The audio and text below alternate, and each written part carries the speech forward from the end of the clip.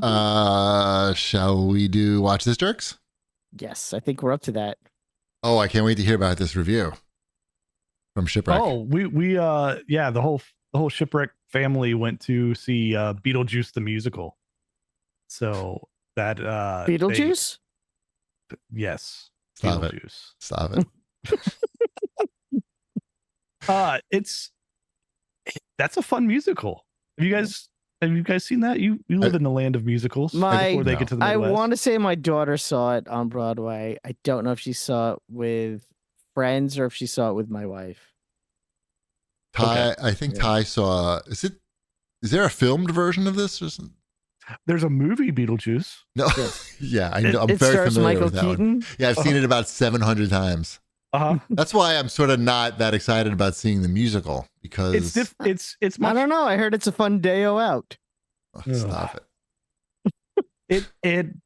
There's a lot of differences between the movie and the musical. See, I don't know if I would like that. I mean, it's the same basic premise, right? There's the house, there's the same characters, there's the trying to get them to scare the new people out of the house, all that stuff. But there's more singing. It's Yeah, I figured there would be more singing, but I don't know if that really changes the the story, or like, is that really just the difference? There's just more songs. There's more songs. The cast is more diverse. I don't know. It's Beetlejuice is not as good as Michael Keaton. No, come on, not as good as Michael Keaton. Right? Yeah, correct. But he sings more. I don't know. The kids enjoyed it. Like, it was a little bit like there is some like it's recommended for 13 and older, but again, like I don't know. Like Beetlejuice is wild. Exposed to things. Right. I see what you're saying. Yeah. Yeah. So did people look at you funny? Like, oh, they brought these young kids? No. I mean, they're selling like stuffed sandworms and stuff at the we came on with stuffed sandworms. Isn't this the show that fucking the congresswoman jerked off her date watching? I'm pretty sure. I think so. Yeah. Pretty sure it was Beetlejuice. Yeah. So I could get that. Yeah. Hand job. Right. There's a point in the show where they encourage that. Boom, boom, boom, boom, boom, boom, boom, boom, boom, boom, boom, boom. They play that song? They did. I love that song. They did. It's really good. Yeah. Danny Elfman. The set's fun. I don't know. It's a fun time. It's about death. Some of the songs are pretty good. Well, there's one song that was not good, but all the rest of the songs. That's a good ratio. Yeah. Okay. One bad song is pretty good. Speaking of one bad song, what? I watched the Greatest Night in Pop documentary on Netflix. Did anyone else watch that? I feel like that's right up Ship's. I don't know what this is. So We Are the World documentary. This is the documentary about the making of the recording of We Are the World. It's very good. I'll watch it. There's some really good stuff in there. It's amazing how that they got all of these people in one room together. I think that's fair to say. They finally explained why Dan Aykroyd was there, because the guy who set it up was also his manager. So they just started by bringing in that guy's clients because they didn't know who would show up. It was Lionel Richie's manager, and Lionel Richie came up with the idea together. That's where it came from. And then Lionel Richie was hosting the American Music Awards that night. So it was basically, they were like, okay, these are the people that are going to be at the American Music Awards. Let's ask all of them if they'll do it. And whoever says yes, then we'll say great. And we'll shuttle them over to a studio right after. So they went from the American Music Awards, which started at like 3:00 in the afternoon, and they didn't finish until like 8 a.m. the next day. And they did it all in the one night. It is a long day, and you see it in some people. Some people get more tired than others. Yeah. It's pretty cool to watch. All the stuff about Prince, who, as you may be aware, is not part of We Are the World. And they talk about how that happened and the part that they wrote for Prince, and someone else sings Prince's part. I don't want to spoil it for you because let me guess, you didn't want to fucking stand there for 12 hours. No, that wasn't it. That wasn't it. No, you wanted to. Just... Nothing. You wanted a big orgy with everyone there. It's really good. It's really interesting, especially if you know all the people and the song. And I know all the people. You know I know all the people in the songs. song. Yeah. I live that that. well. Yeah. And and it's a reason to do the We Are the World challenge with your kids. Have you ever done Can that? we agree that the song is not great though? No, the song is not that great. No. Is it better than Hands Across America? It is better than Hands Across America. I don't know. The real debate is it better than Do They Know It's Christmas? No, No. there's no debate there. Wow. No. There's no Wow. That's Right. Jeez. That's I number offended one, both and of the you. other ones are like numbers tied for 80th. Yeah.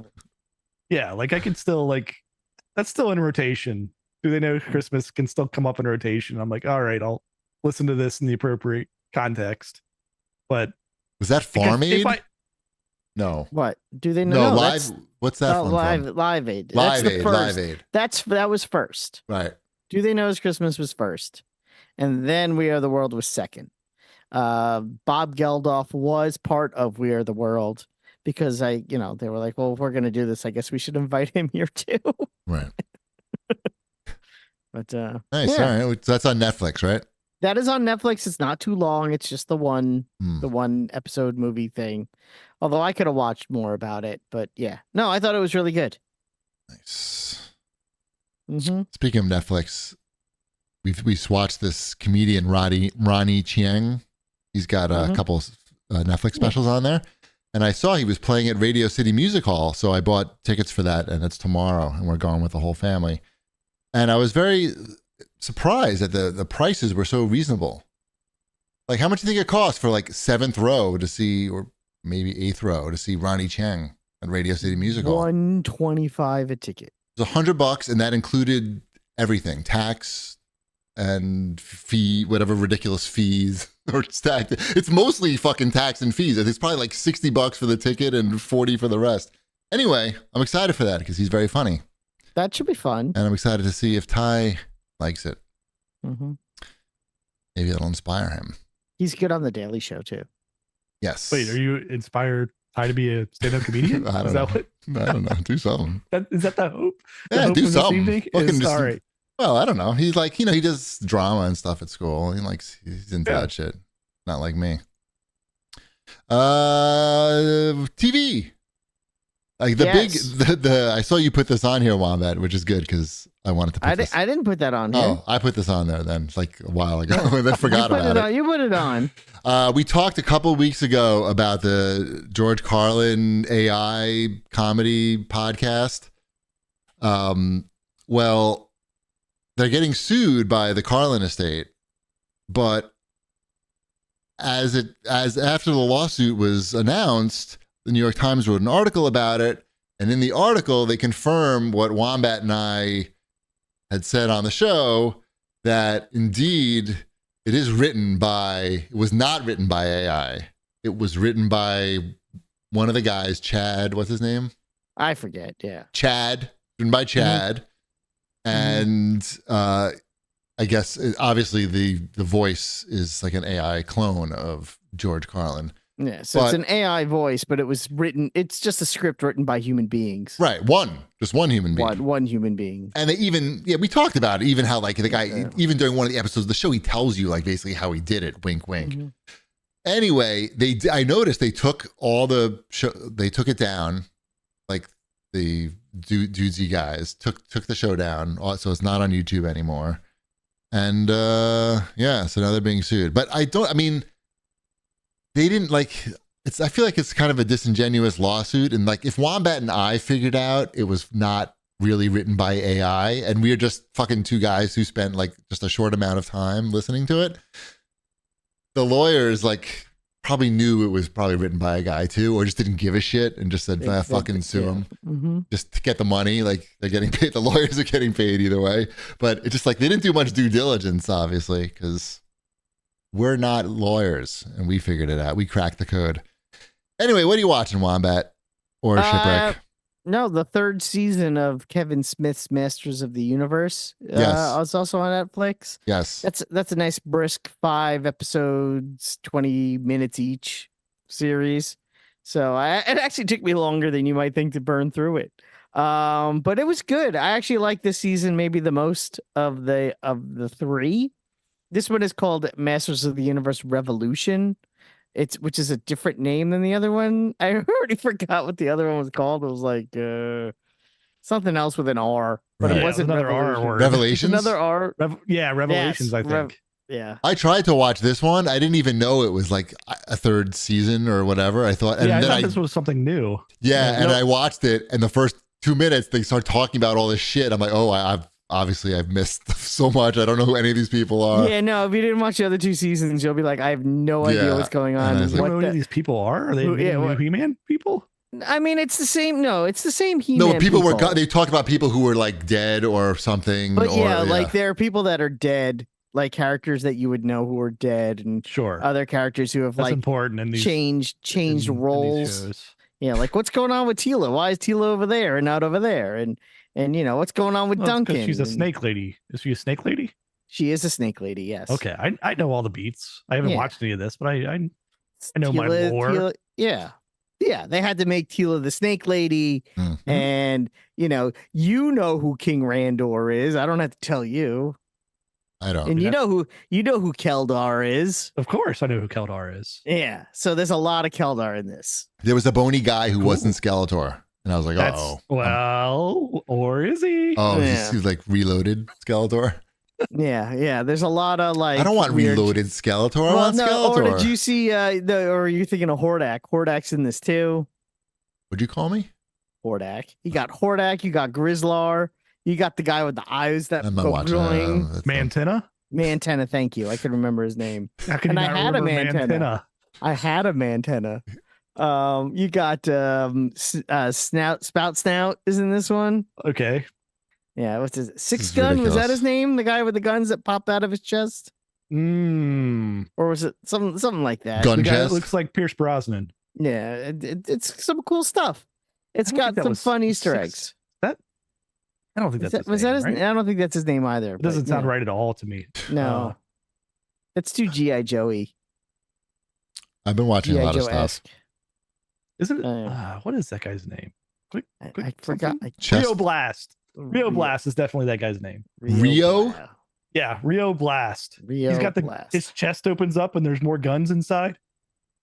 Yeah. Yep. Who would win in Masters of the Universe trivia battle? You or Wombat? Probably Ship. I'm not going to say I know feel like everything. I feel like giving me like at least 30 seconds to come up with a He-Man character name. I could get them probably all. You could get them. Do you think there's what type of trivia do you think would be the most competitive between you two? Like 80s music? Maybe Wombat might win out there. It depends on like if you got down to individual band members on 80s. And as long as I had COVID twice, so my memory's not what it used to be. Oh, okay. So I don't want to, stake too high a claim on anything these days. I know, right. You know what I mean? Right. Give your brain a chance to regenerate. Yeah. I think that's how it works. Doesn't mean it wouldn't be fun. Right. I was just curious. I don't want to. I'm not gonna. Spider-Man? Who knows more about Spider-Man?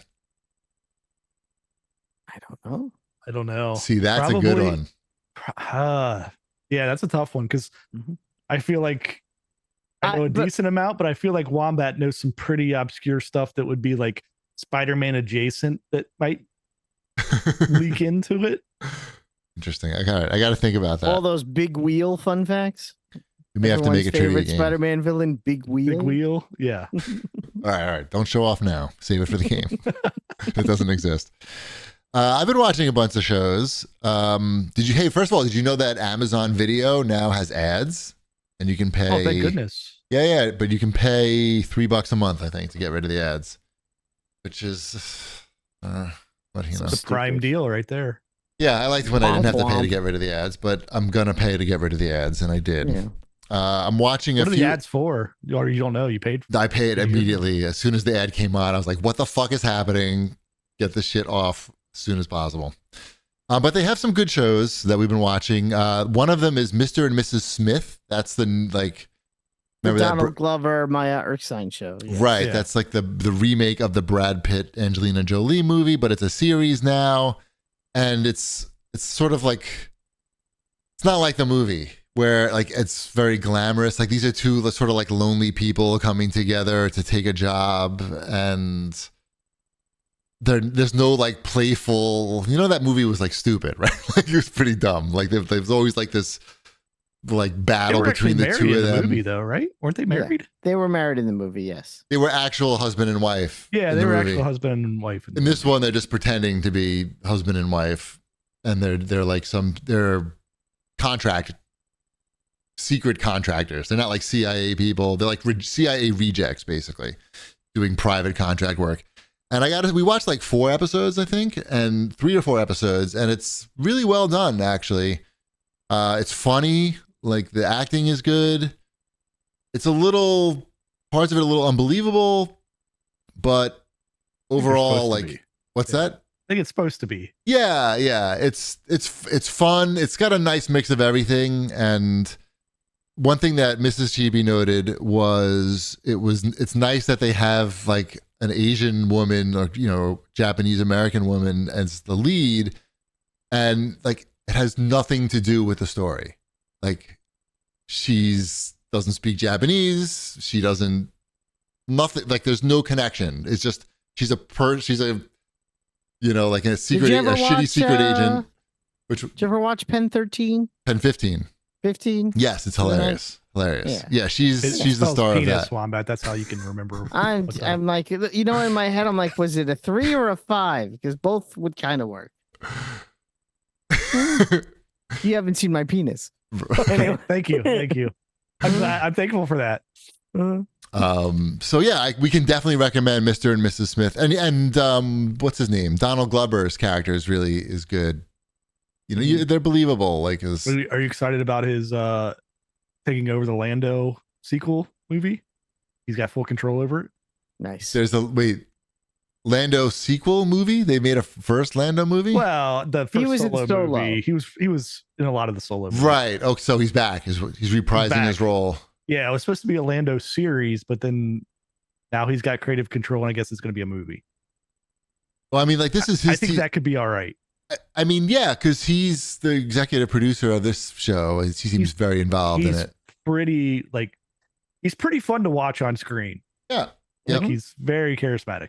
Yes. He was good on Community as well.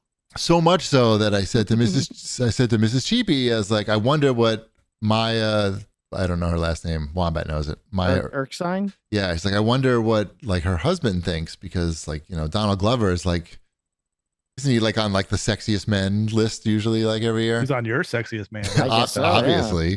I was like, I wonder like if her husband is jealous. And Mrs. Cheapy's like, oh, I'm sure. Like, she knows she's an actress. I'm like, oh, I don't know. He's pretty charming. Anyway, so that show's very good. And I just finished watching the entire season of I'm a Virgo, which is also on Amazon Video. And that show is just fantastic. I can't recommend that show any higher.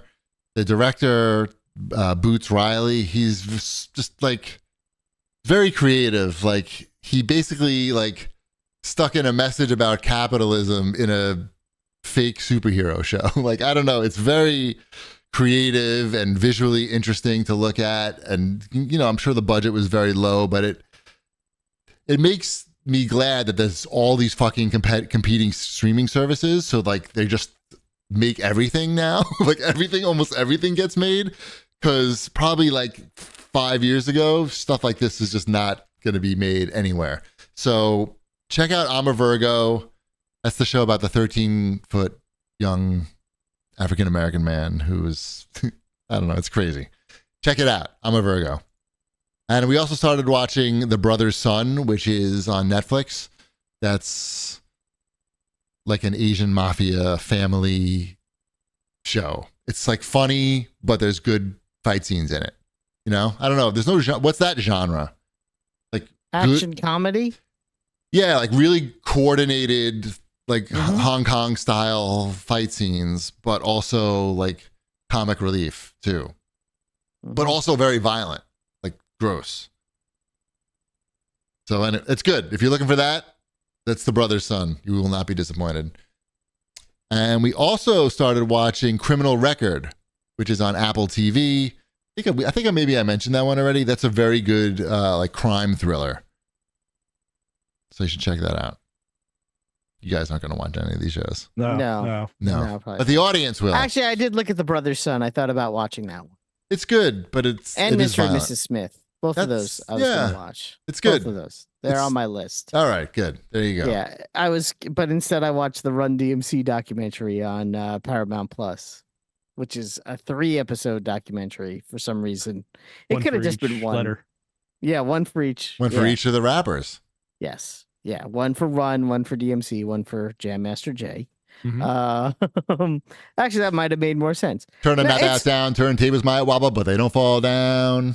It's a really good documentary. It was produced by Run and DMC, so it's a fairly sunny view of the two of them and their career and how important Run DMC is to the history of music and the world. Are you looking for a different flavor of Run DMC documentary? Really? No, really I'm not. I'm just saying hard hitting. Yeah. It's not like I'm saying, oh no, this is no. It's still very good, and you still are like, oh yeah, I forgot all about that. Oh yeah, look at that, I remember that, and all the things they did, and it's Give me one interesting detail, because I don't know that. I feel like what am I missing from Run DMC? I feel like that was the first cassette tape I ever bought. By the way, was Raising Hell. They were the first rap group to have a platinum album, and they had Raising Hell probably 5 platinum albums in the 80s.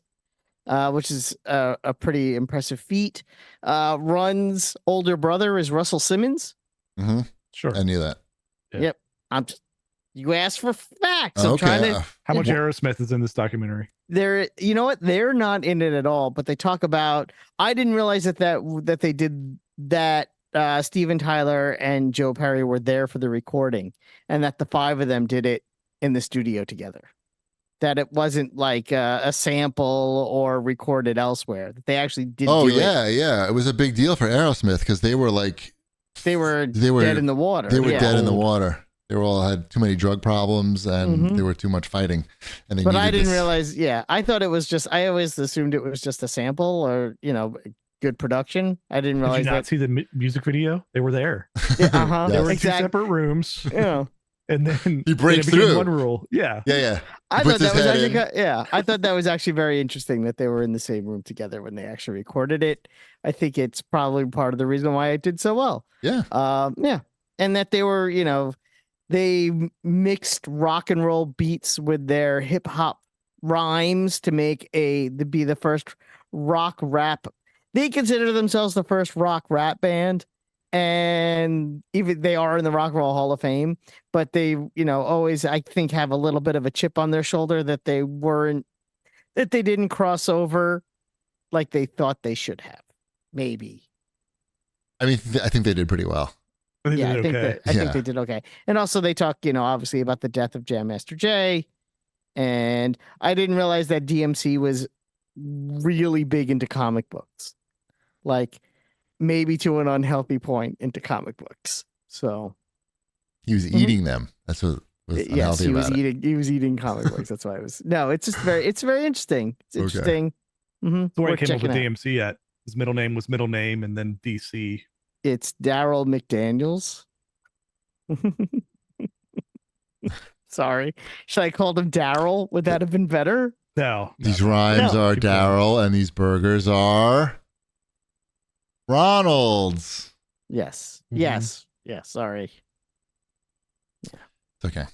That's okay. I'm not the king of rock. I'm sorry. There is none higher. These sucker MCs, they call me sire. To burn my kingdom, you must use fire. Won't stop rapping until I retire. So you should watch it. I lived it. Would you burn a kingdom, really, though?